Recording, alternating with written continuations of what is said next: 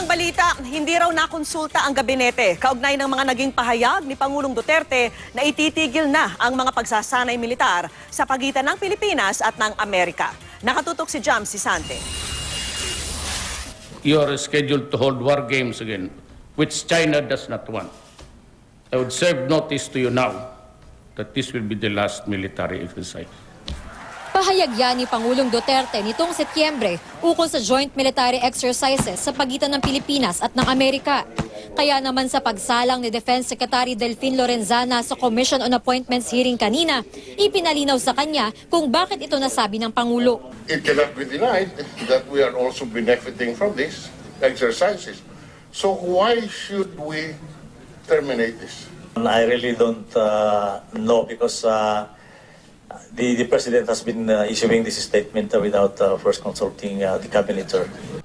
Bagamat may pakinabang naman daw ang magkabilang panig sa joint military exercises, aminado si Lorenzana, mas paborable pa rin ito sa Amerika kaysa sa Pilipinas. They do not also allow us to go to Hawaii, for instance, to train with them there. It's not, we cannot go there and train with them.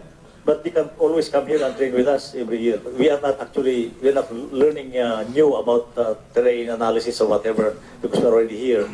And then they can also test their new equipment that they have just acquired from their manufacturers.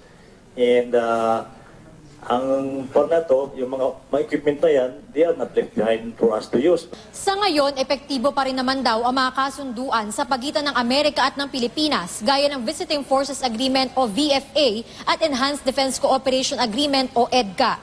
Pag-uusapan daw ng Pangulo at ng kanyang gabinete ang kanilang magiging pinal na desisyon sa unang linggo ng Nobyembre. Sabi ni Drilon, dapat pakinggan ni Duterte ang mga ekspertong tagapayo. Susundan ni Lorenzana si Duterte sa China bukas. Ang misyon niya, tingnan kung kailangan ng ating militar ang military equipment na ipapakita ng Chinese Defense Ministry.